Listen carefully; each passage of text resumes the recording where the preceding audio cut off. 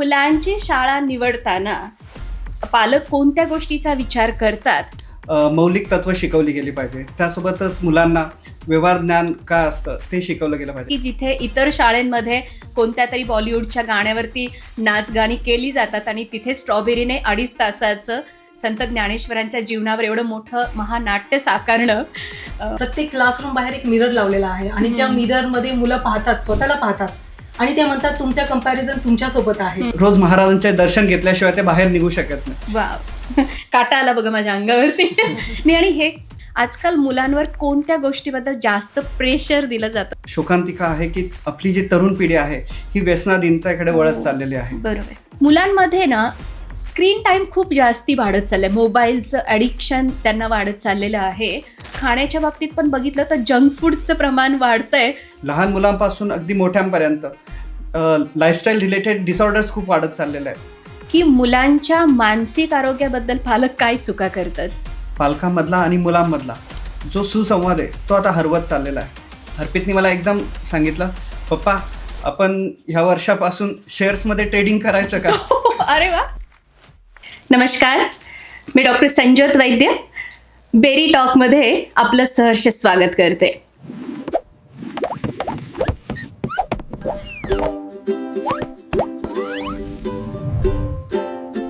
आज आपण एका सुंदर संवादाकडे वळणार आहोत.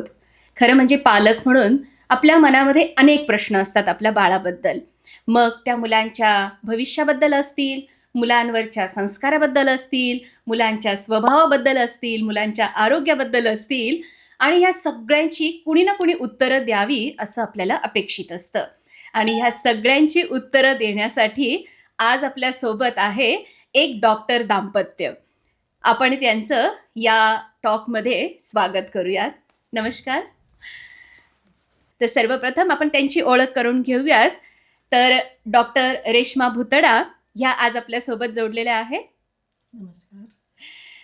डॉक्टर रेश्मा ह्या जनरल प्रॅक्टिशनर आहेत आणि त्या होमिओपॅथी कन्सल्टंट आहेत.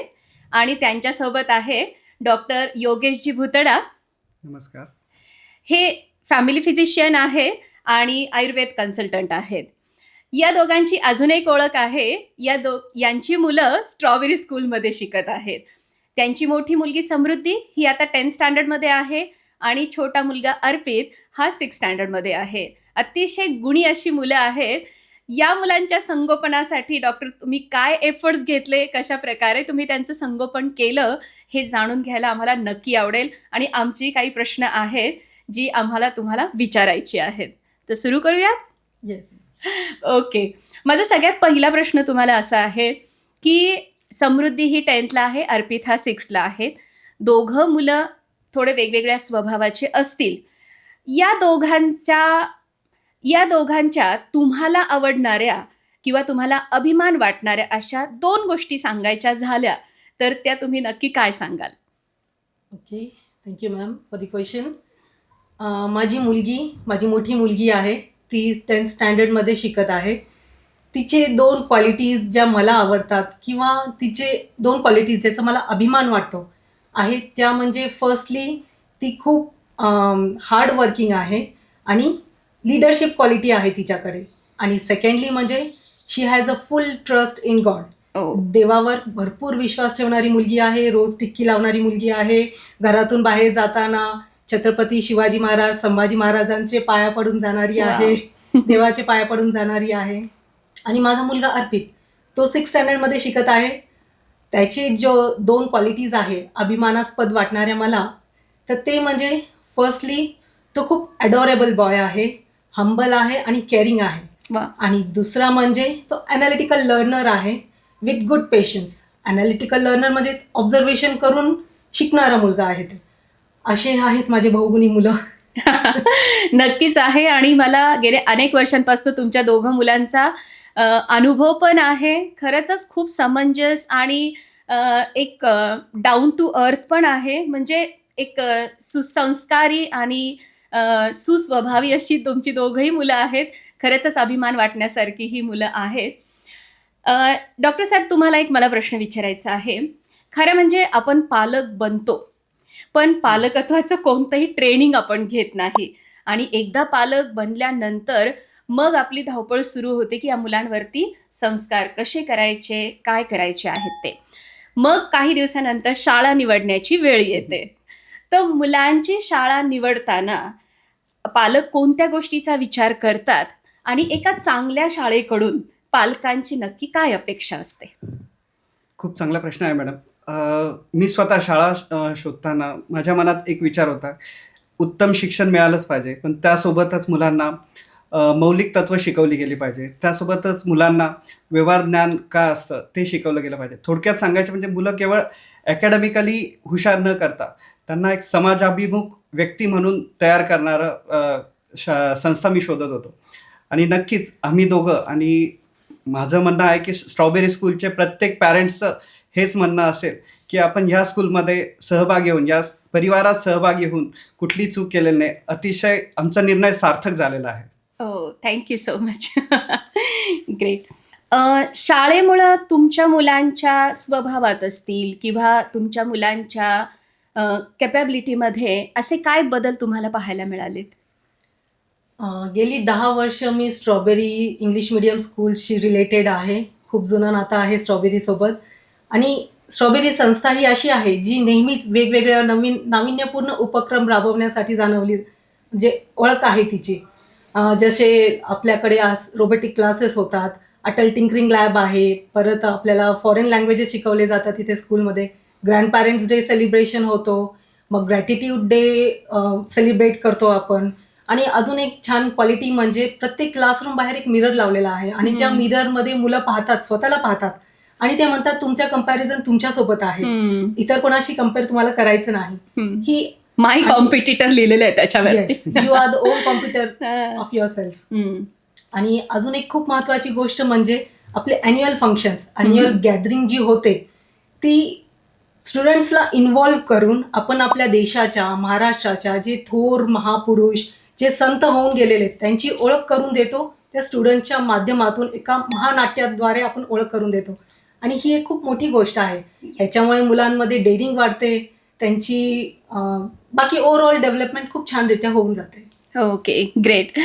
नुकतंच आपण माऊली विश्वाची Yes, yes. हे नाटक केलं. खूपच चांगला झाला तो कार्यक्रम. येस. खूप पालकांनी अप्रिशिएट केलं आणि त्यांचं म्हणणं असं आहे की जिथे इतर शाळेंमध्ये कोणत्या तरी बॉलिवूडच्या गाण्यावरती नाचगाणी केली जातात आणि तिथे स्ट्रॉबेरीने 2.5 तासाचं संत ज्ञानेश्वरांच्या जीवनावर एवढं मोठं महानाट्य साकारणं. आता छत्रपती शिवाजी महाराजांविषयी जे महानाट्य झालं, त्यानंतर समृद्धी, अर्पित दोघं इतके महाराजांविषयी इतके इन्फ्लुएन्स झालं त्यांना की आता अगदी त्यांचा मूळ आदर्श म्हणून ते रोज महाराजांचे दर्शन घेतल्याशिवाय ते बाहेर निघू शकत नाही. वाव, काटा आला बघा माझ्या अंगावरती. नाही, आणि हे बघा, संस्कार हे वाचून नाही होत, संस्कार हे अनुभवातून होतात. आता इवन माऊली विश्वाची मध्ये समृद्धीने सोपान देवांचा रोल केलेला होता आणि सगळे जे पण मुलं पार्टिसिपेट झाली त्यांनी नंतर जाणून घेण्याचा प्रयत्न केला की गीतेमध्ये काय सांगितलेलं आहे, ज्ञानेश्वरांबरोबर इतर संत त्यांचं वाङ्मय काय आहे, भक्ती काय असते. त्यामुळे मला असं वाटतं कुठेतरी सार्थक झालं ह्या नाटकाचं. असं म्हणाले. डॉक्टर, आता तुम्ही कन्सल्टंट पण आहात आणि लोकांचे काउन्सिलिंग पण करता, तुमच्याकडे बरेचसे पॅरेंट्स पण येत असतील. आजकाल पालकांच्या समोर सगळ्यात मोठा चॅलेंज काय आहे असं तुम्हाला वाटतं? खूप महत्त्वाचा प्रश्न आहे. सध्याच्या काळामध्ये माझ्या दृष्टीने मी विचार करतो किंवा प्रॅक्टिसमध्ये मी अनुभवतो, सगळ्यात मोठी शोकांतिका आहे की आपली जी तरुण पिढी आहे ही व्यसनाधीनतेकडे वळत चाललेली आहे. बरोबर. अगदी उमलत्या वयामध्ये जर मुलांना चुकीची संगत लागली तर मुलं खूप भरकटत जातात आणि ह्याचा दुष्परिणाम पर्टिक्युलरली त्या कुटुंबाला, समाजाला आणि 100% आपल्या देशाला सुद्धा होणार आहे. ह्याच्यासाठी एक छोटासा उपाय आहे की अगदी मुलं लहान असतानाच त्यांना घरापासूनच सुसंस्काराचे बाळकडू दिले पाहिजे. याशिवाय शाळेमध्ये, घरी किंवा आपल्या नातेवाईकांनी वेळोवेळी त्यांना मौलिक सिद्धांत, नैतिक गोष्टी ज्या आहेत त्या शिकवल्या गेल्या पाहिजे का जेणेकरून आपली होणारी पिढी अतिशय चांगली व्हावी. कारण की सुदृढ, सशक्त तरुण पिढी हीच कुठल्याही देशाच्या प्रगतीचा पाया असतो. खरं आहे. नाही, अगदी योग्य आहे आणि मी तुमच्याशी सहमत आहे की आजकाल ना खरंच व्यसनहीनताचे जे प्रमाण वाढत चाललेले आहे आणि हे का होत आहे? कारण खूप इझिली अवेलेबल झालंय, रिस्ट्रिक्शन्स नाही आहेत. म्हणजे काही काही ठिकाणी ह्या गोष्टी एवढ्या सहज उपलब्ध आहेत की शॉकिंग आहे. एवढ्या खरी लहान गोष्ट. वयात मुलांच्या हातात ह्या गोष्टी दिल्या जात आहेत. त्यामुळं चिंतेचं कारण पालकांसाठी आहेच आहे ते. हे झालं थोडं मोठं झाल्यानंतर. पण डॉक्टर, मुलांमध्ये ना स्क्रीन टाईम खूप जास्ती वाढत चाललंय. मोबाईलचं ॲडिक्शन त्यांना वाढत चाललेलं आहे. त्याच्यामुळं खूप चिडचिडेपणा वगैरे पण मुलांना येतो आहे. आणि खाण्याच्या बाबतीत पण बघितलं तर जंक फूडचं प्रमाण वाढतंय. कारण आजकाल आपल्याकडे झोमॅटो, स्विगी हे पण संगमनेरमध्ये येऊन पोहोचलेलं आहे. त्याच्यामुळं कधी पण ऑर्डर करा आणि हवा तो पदार्थ आपल्या दारात येतोय. पण त्याची न्यूट्रिशियस व्हॅल्यू, त्याची म्हणजे हायजीन वगैरे आपण काहीच बघत नाही. तर तुमच्याकडे पण अशा काही केसेस येत असतील मला वाटतं. Yes, yes. हो, नक्कीच येतात आणि रोजच्या जीवनात आम्ही अनुभवतोय. सध्याच्या काळात हा पण एक ज्वलंत विषय आहे, स्क्रीन टाईम. प्रत्येकाच्या घरात स्क्रीन टाईम वाढलेला आहे. मग तो मोबाईल असो, टेलिव्हिजन असो. आणि ह्याच्यात काही अंशतः चूक पेरेंट्सची सुद्धा आहे. खरंय. दिवसभर पेरेंट्स रील स्क्रोल करत असतात, social media, WhatsApp, Insta continue चालू. आणि आपली मुलं त्यांनाच अनुकरण करतात. तुम्ही बघता मग आम्ही का नाही, हम्म. असे वागतात ते. आणि आम्ही क्लिनिकमध्ये असे अनुभव घेतो की काही काही पालक येतात, अगदी फुशारकीने सांगतात की माझं मूल मोबाईल खूप छानपैकी हँडल करतं. म्हणजे इतके ॲप्स माहिती आहेत त्याला, इतके व्हिडिओज बनवतो छान छान. आणि मग जर त्यांना विचारलं की बाबा तुझ्या मुलाचं वय काय आहे, तर अगदी 5-6 वर्ष. त्यांना म्हटलं ही वय नाही आहे, हा वय नाही आहे त्यांच्या हातात. म्हणजे इतकं ॲडिक्शन होण्यासाठी हा वय नाही आहे. खरंय. मग अशा वेळेस आपली जुनी संस्कृती आठवते, जी जॉईंट फॅमिलीची संस्कृती होती. आजी, आजोबा, काका, काकू, आपली सगळी भावंडं, आपण सगळे एकत्र राहायचो, मजा करायचो, जेवण करायचो, खेळायचो. आणि मी सगळ्या पेरेंट्सला अँड इवन आमच्या पेशंट्सलाही सांगू इच्छिते की जर तुम्हाला स्क्रीन टाईम ओव्हर करायचा असेल तर the best antidote for this is human time. हम्म. तुम्ही पालक, तुम्ही तुमचा बहुमूल्य वेळ द्या मुलांना. त्यांना तुम्ही त्यांच्यासोबत जेवायला जा, घरी जेवण करा, बाहेर फिरायला जा. अशी भरपूर काही गोष्टी तुम्ही त्यांच्यासोबत करू शकता. खरंय. आणि मुलं 4 ते 5 वर्ष होईपर्यंत त्यांना एक मोबाईल दिलाच नाही पाहिजे हातात. आणि त्याच्यानंतरही जर तुम्ही दिला तर त्याचा एक लिमिट टाईम ठेवला पाहिजे, लिमिट स्क्रीन टाईम. आणि मुलांना ग्राउंडवर खेळण्यासाठी किंवा त्यांच्यामध्ये फिजिकल ॲक्टिव्हिटी घडवून देण्यासाठी आपण प्रोत्साहन दिलं पाहिजे. यासाठी मी स्ट्रॉबेरी स्कूलचे नक्कीच कौतुक करेल. कारण की स्ट्रॉबेरीनी क्रिकेट, फुटबॉल, बास्केटबॉल अशा खेळांसोबतच जे आपले पारंपरिक खेळ आहेत, मल्लखांब, खो खो, कबड्डी, यालासुद्धा खूप चालना दिलेली आहे. याला आपल्या अकॅडमिक्समध्ये सामावून घेतलेलं आहे. आणि याचं मी एक कौतुकाने सांगेल की माझी मुलगी समृद्धी मल्लखांबमध्ये अगदी झोनल लेवलपर्यंत सहभाग घेऊन तिने मोठं यश संपादन केलेलं आहे. यासाठी स्कूलचे खूप खूप धन्यवाद. Thank you so much doctor. खरं म्हणजे आमच्याकडे फर्स्ट ऑनवर्ड आम्ही मल्लखांब शिकवतो. 1st to 10th पर्यंत मुलांना आम्ही कंपल्सरी मल्लखांबचा पिरियड दिलेला आहे. आणि आता 26 जानेवारीला पण 1st to 9च्या मुलांनी इतकं अप्रतिम मल्लखांबचं प्रेझेंटेशन दिलं. म्हणजे खूप पालकांनी त्या गोष्टी ॲप्रिशिएट केल्यात. मगाशी तुम्ही म्हटलात ना की स्क्रीन टाईम वाढत चाललेला आहे. ते एक म्हणतात ना, त्या टच स्क्रीनच्या जमान्यामध्ये ना स्किन टच विसरून गेलीत लोक. म्हणजे मोबाईलचा टच होतोय पण आईबापांचा टच होत नाहीये मुलांना. आणि मी इथे म्हणजे तुम्हाला त्याचा अनुभव पण आहे की इथे माझ्या मुलांना, सगळ्या स्ट्रॉबेरीच्या मुलांना मला हग करायचं असतं. मी कुठे उभी असते तरी ते धावत येतील, हग करतील. त्यांची म्हणजे ते किती असे टाईट मिठी मारतात ना, त्यावरनं कळतं ह्या मुलांना या स्पर्शाची किती गरज आहे. म्हणजे आई वडिलांकडनं जे मिळत नाही, कुठेतरी ते शोधतायत हे प्रेम, हे म्हणजे आपुलकी अशी. आणि तेवढी टाईट हग त्यांची असते इथे. तर मी म्हणते पालकांना पण मी नक्की हे सांगायला मला आवडेल की मुलांना प्रेम हवंय. आणि ते प्रेम तो मोबाईल नाही देऊ शकत. ते डोपामाइन रिलीज होत आहेत अचानक, पण तो आनंद फक्त क्षणिक आहे. पण जेव्हा तुम्ही त्यांच्याशी संवाद कराल, तुम्ही त्यांना जवळ घेऊन बसाल, त्यांना मिठी माराल, तो जो आनंद आहे ना, तो चिरकाल असणार आहे. कुठेतरी आपण ह्या गोष्टीचा विचार नक्कीच केला पाहिजे. तुम्ही आता हॉटेलिंग संदर्भात बोलले, Yes. त्याबद्दलही मला बोलावं वाटतंय हम्म. की खरोखर आज आपण कधी कधी छोटे मोठे कार्यक्रम असतील, कधी छोटं मोठं सेलिब्रेशन असेल, किंवा कधी कधी कंटाळा आला म्हणून देखील पालक हम्म. Hotelling, fast food, package food किंवा ह्या आता ज्या ऑनलाईन फूड डिलिव्हरी कंपनीज झाल्या आहे ह्यांचा आपला अतिवापर होत चाललेला आहे. येस. आणि प्रॅक्टिकली आम्ही क्लिनिकवर अनुभवतोय की लहान मुलांपासून अगदी मोठ्यांपर्यंत लाईफस्टाईल रिलेटेड डिसऑर्डर्स खूप वाढत चाललेले आहेत. म्हणजे हायपर ॲसिडिटी असेल, ओबेसिटी असेल, बाल्डनेस, हेअर लॉस असेल, निद्रानाश, हे अगदी लहान वयापासून मुलांना दिसायला लागलेले आहेत. याचा एक छोटासा उपाय आहे की आपण रोज घरचं ताजं स्वच्छ असलेलं पौष्टिक अन्न घ्यावं.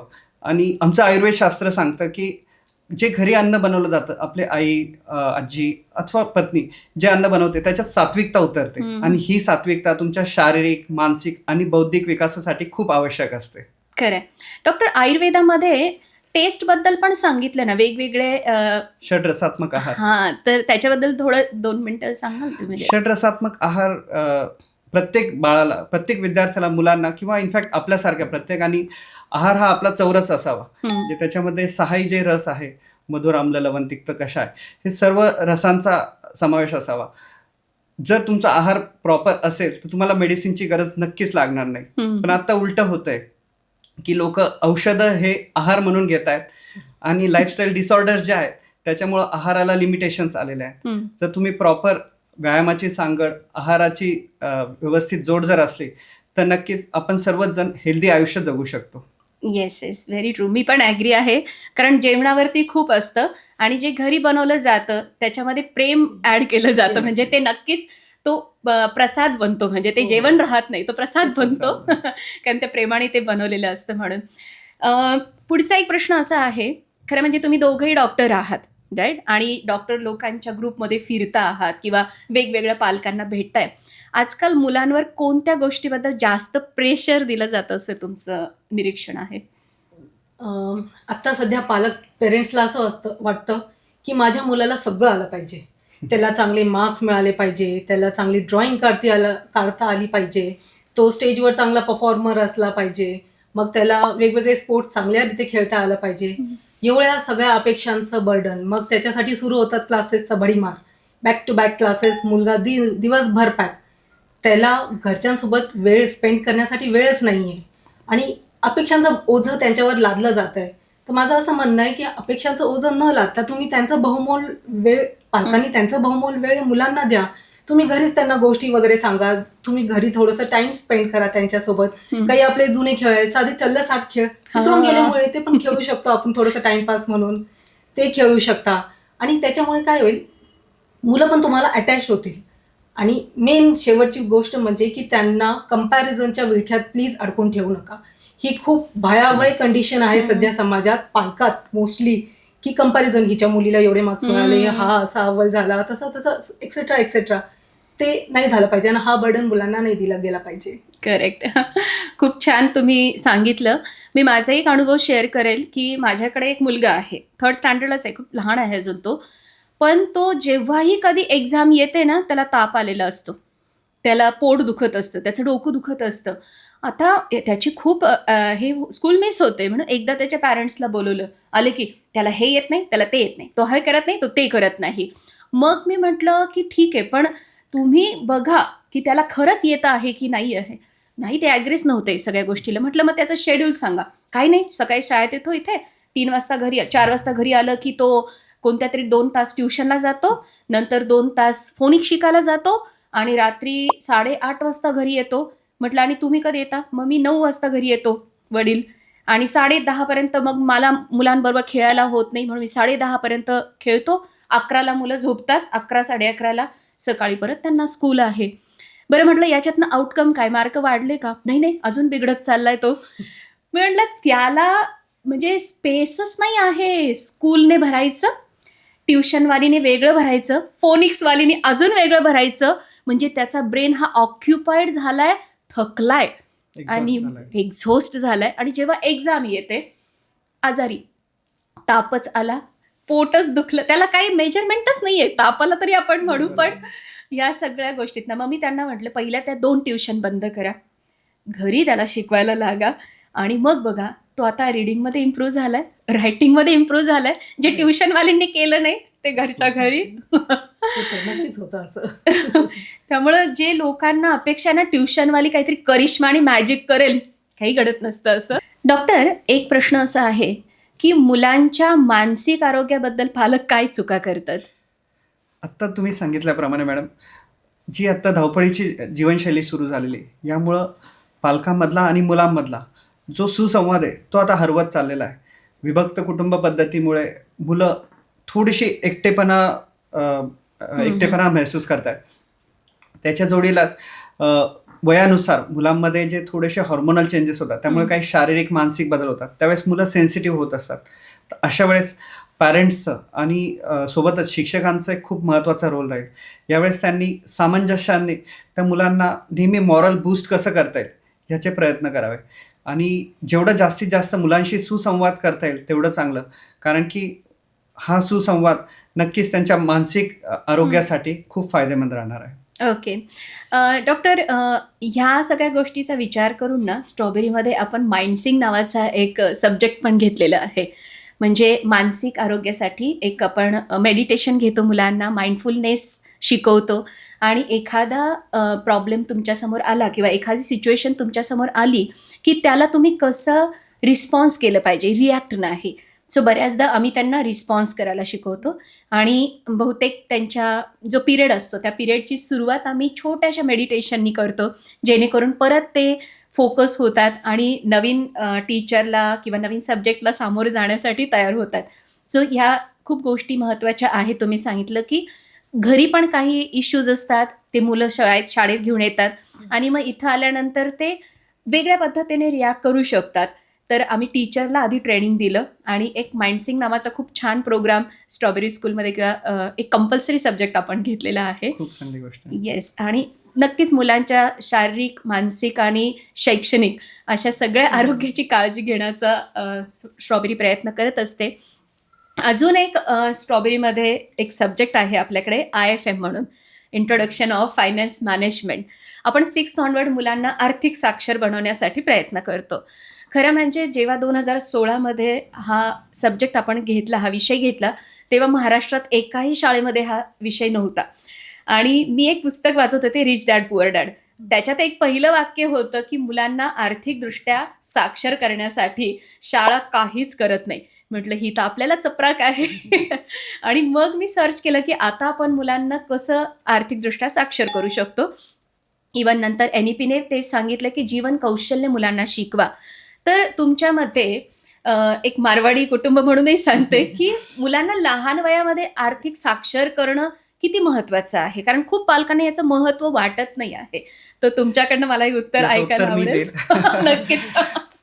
IFM यासाठी मी आपल्या स्कूल मॅनेजमेंटचे अभिनंदन आणि धन्यवाद व्यक्त करू इच्छितो, की खरोखर तुम्ही 6th ऑनवर्डच्या मुलांना, म्हणजे अगदी योग्य वयामध्ये मुलांना आर्थिक साक्षर करण्याचा प्रयत्न करत आहात.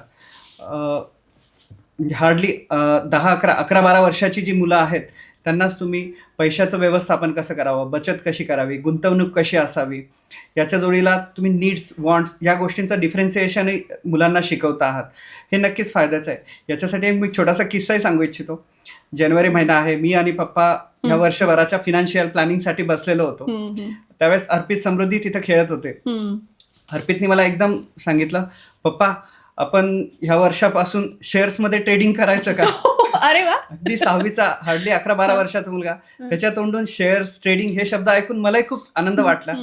तो स्कूलमध्ये येतोय, शिकतोय, पहिले ते शब्द कानावर पडतायत, नंतर त्याच्यातल्या कन्सेप्ट त्याच्या क्लिअर होत आहेत. ह्या गोष्टीमुळे हे मुलं आर्थिक साक्षर होतील, आर्थिक स्वावलंबन त्यांचं वाढेल आणि फ्युचरमध्ये हे नक्कीच त्यांना खूप फायद्याचं राहणार आहे.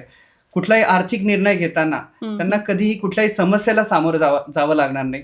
ही नक्की गोष्ट आहे. हो, ग्रेट ग्रेट. असाच एक किस्सा आहे. माझ्याकडे एक अर्णव पोफळे नावाचा मुलगा 6th स्टँडर्डमध्ये शिकत होता. आता तो झाला पासआउट. त्याच्या वडिलांनी एक शेअर केलं होतं. मग आम्ही त्यांना ना सेव्हिंग करायला लावतो.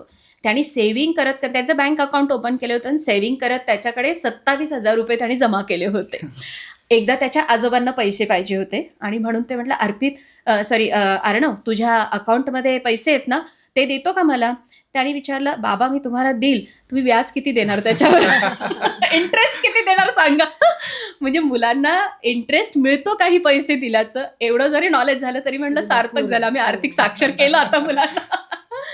ते आता मुलं सगळ्या या बाबतीत आम्ही घरी पण पाहतो, समृद्धी अर्पित पण विचार करतात, कॉस्ट पाहतात. इथे एवढं इन्व्हेस्ट करणं म्हणजे आता साधी आहे, तिला जर टी शर्ट घ्यायचं असेल तर तिचा कॉस्ट काय आहे, तो तेवढा ते वर्थ घेणं आहे योग्य आहे का नाही हो. ह्यापर्यंत विचार करतात. वाव, यासाठी नक्की स्ट्रॉबेरीचे पुन्हा एकदा मी धन्यवाद व्यक्त करतो. Thank you so much. आता आपण आपल्या पॉडकास्टच्या शेवटच्या टप्प्याकडे आलेलो आहोत. एक प्रश्न विचारायचा आहे की शाळा आणि पालक ह्यांनी एकत्र येऊन त्या मुलांच्या भविष्यासाठी आपण असं काय करू शकतो जेणेकरून एक आपल्या देशासाठी एक सुसंस्कृत सुसंस्कारी अशी पिढी आपण निर्माण करू शकू. हो, नक्कीच. सगळं काही शाळेच्या आणि पालकांच्याच हातमध्ये आहे.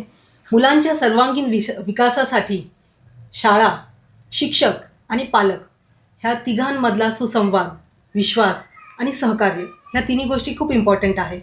जर ही एज्युकेशन किंवा शिक्षण हे पालकांच्या आणि शाळेचा त्यांची जबाबदारी, एकत्रित जबाबदारी आहे ती, आणि ती जबाबदारी कॉर्डिनेटेडली जर हँड इन हँड चालली तर मुलांचं भवितव्य नक्कीच चांगलं असणार आहे, काही वादच नाही याच्यात.